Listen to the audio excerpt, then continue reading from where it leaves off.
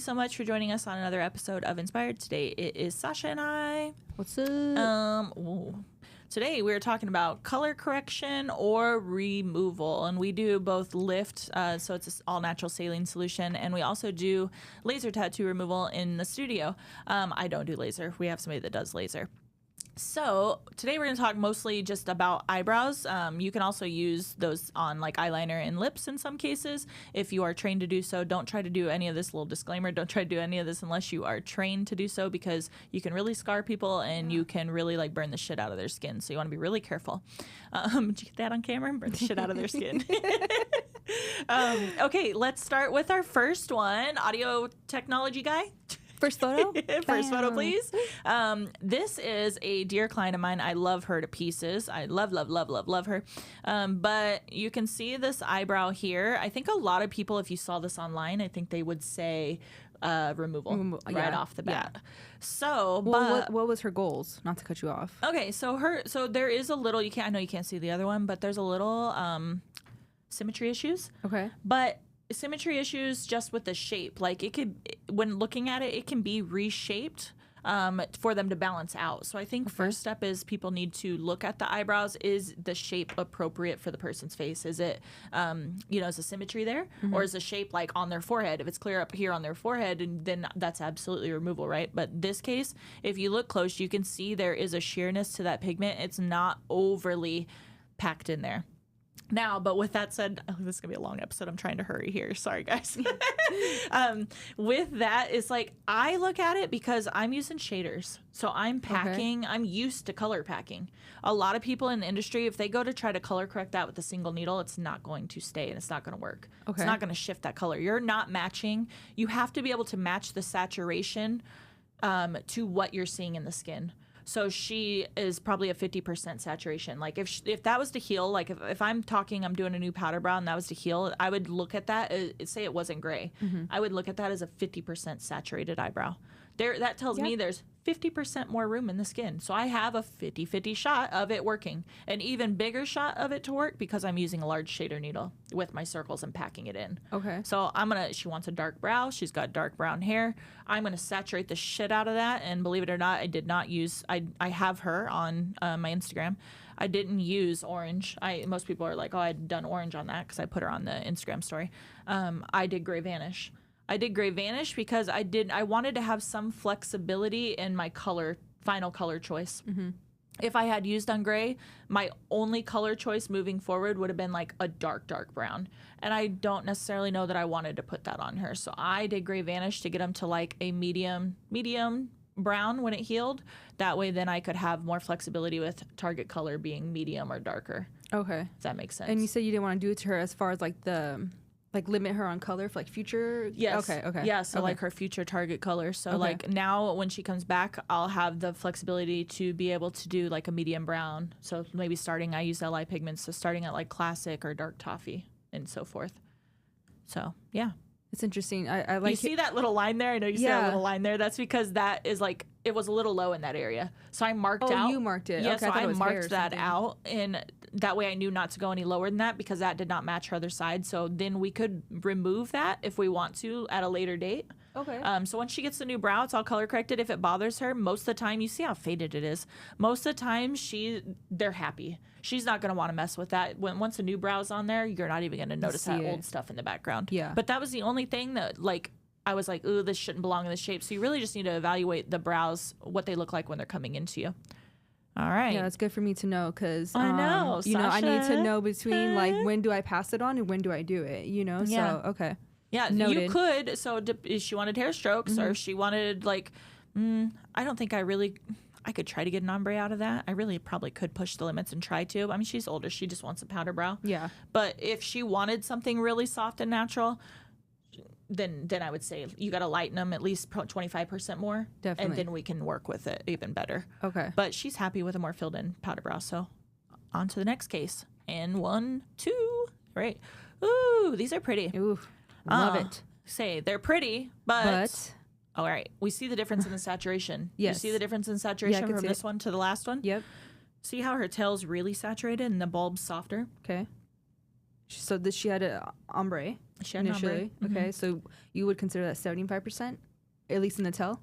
Saturated. Saturated. Yes. And then okay. See, yes. So see how it's darker and then goes to lighter, right? Yep. So my personal preference on this, look, I color correct the shit out of some things, and I've color corrected a few of these. Mm-hmm. This would be, so sometimes when you're color correcting, it's better to split it up into 2 sessions. I could throw some orange on that. I could. I've done it in the past, and people would think I'm crazy. I could do really tight little circles and then larger circles and then whip out the fronts to keep that ombre effect, and it would shift it to a brown more than likely, depending on how many times she's had it done, where we don't know her back history, right? Yep. But to make it easier on yourself, just do a couple sessions of lift, because yes, there's I'd say a 25 to 50% chance it's going to work, but it might not. And does your client want to leave with orange eyebrows?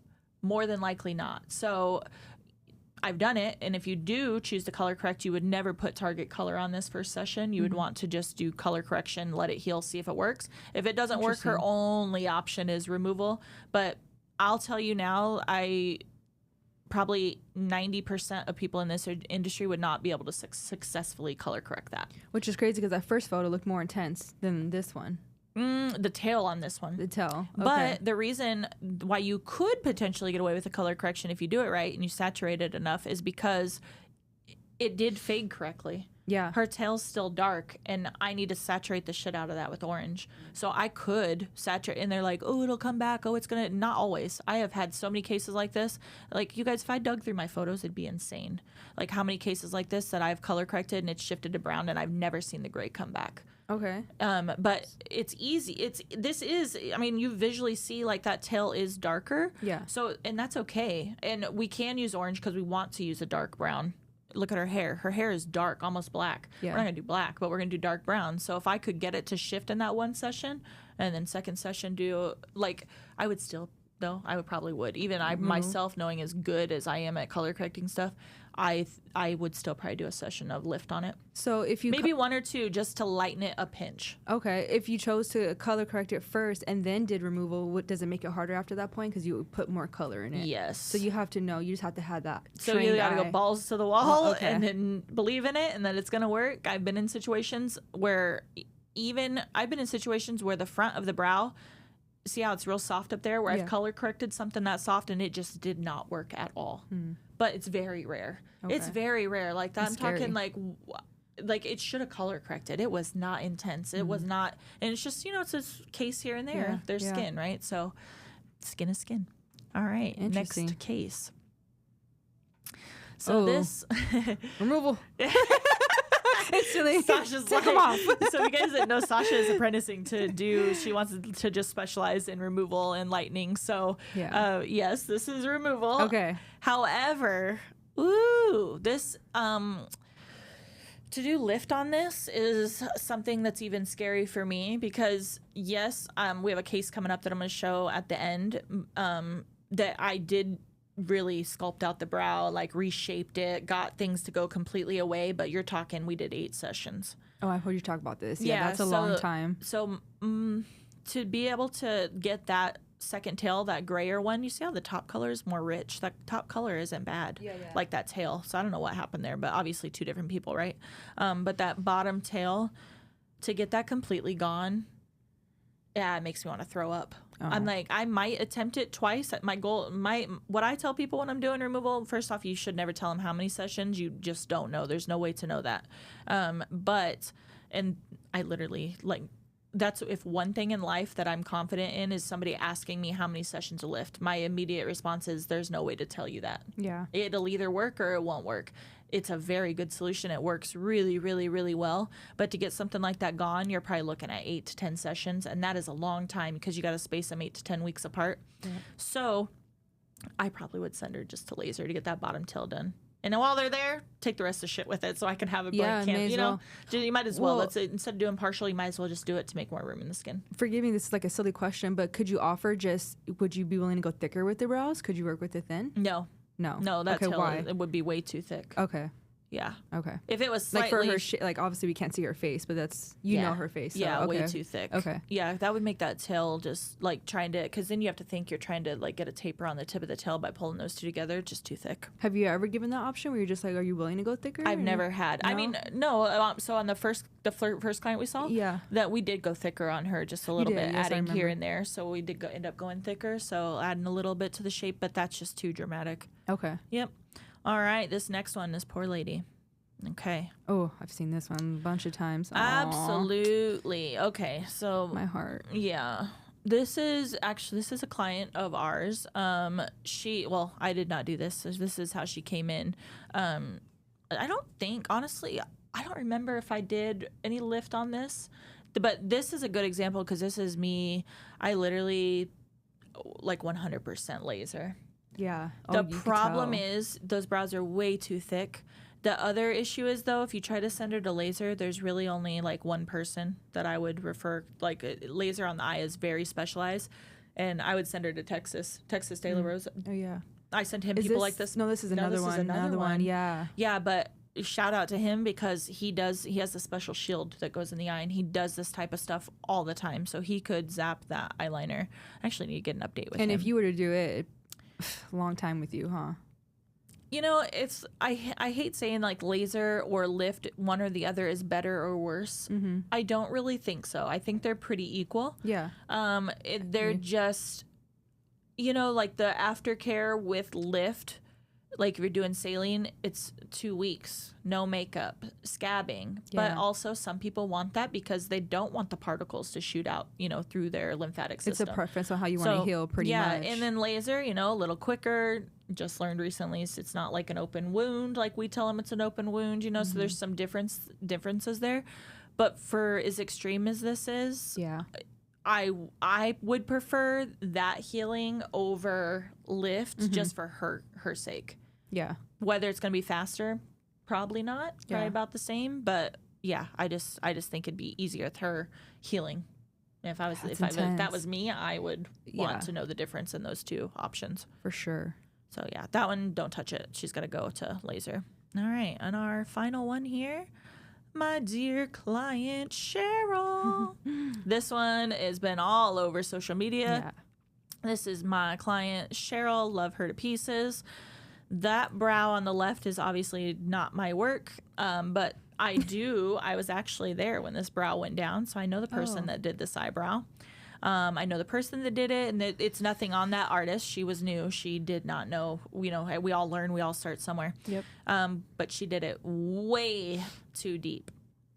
Way too deep. Like you can see, a lot of time I see online, everybody's like, oh, lift causes scarring. Lift doesn't cause scarring. What causes scarring is not knowing what the hell you're doing, going too deep. Lift is not causing the scarring.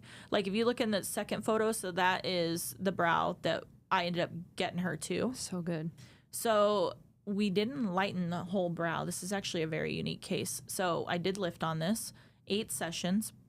We didn't lighten the whole eyebrow. For some reason, I don't know how. I mean, you guys know I had a good mentor. Like, so I had puzzle pieces like that I was in my brain that I could put together to like come to this conclusion. But so instead of causing damage to the entire tissue, you know, the entire brow area, I basically took a Sharpie every single time I saw her and redrew that shape.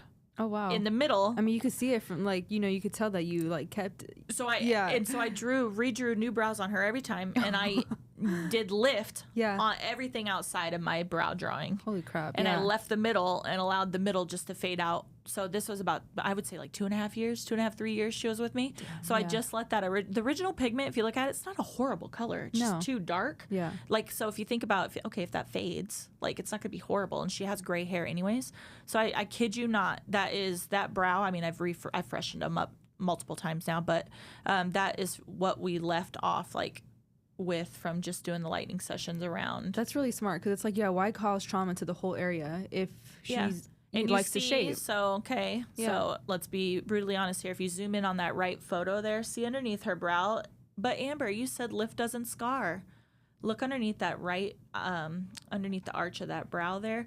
That is actually, you can see the indentation from where the old brow was. Yeah. That's not from the lift. I was gonna say, that could be from the It was from the original brow being put in way too deep. So it literally scarred her skin the second from that original shape. Yeah, compared damn. to it just is what it is. Yeah, You know. I mean, they both knew the risk, especially when you're getting tattooed by a new new artist. Believe it or not, like doing it in removing in circles, Mm-hmm. like so the circle movements actually relaxes scar tissue.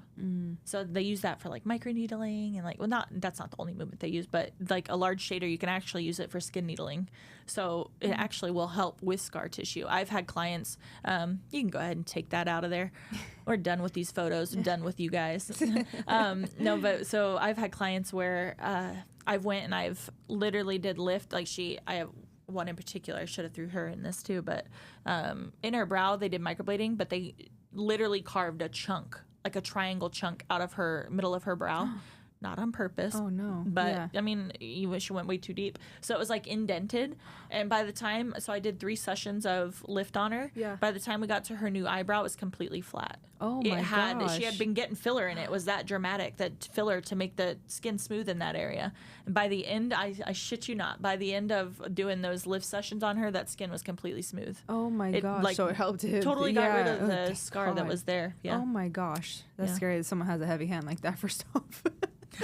Oh my gosh. Well, it's like tattoo artists. Some people have heavy hands, True. some have lighter hands, and you're working on this face. Like, that's scary. So I'm always hearing stories that just make me go, what? Yeah. Like, what? That, like, how? Oh my gosh. So I thought this would be helpful because our industry is seeing a lot of crazy shit right now. You're seeing a lot of gray eyebrows, and someone start talking about color correcting more and lift removal, and I think it's all the important, things. especially because we've been, we get a wave of people that come from like 20 years ago saying, I don't like my permanent makeup anymore. They're using different inks. It's just aged out, not good. So, and it definitely comes in waves, but it's important to know. Yeah.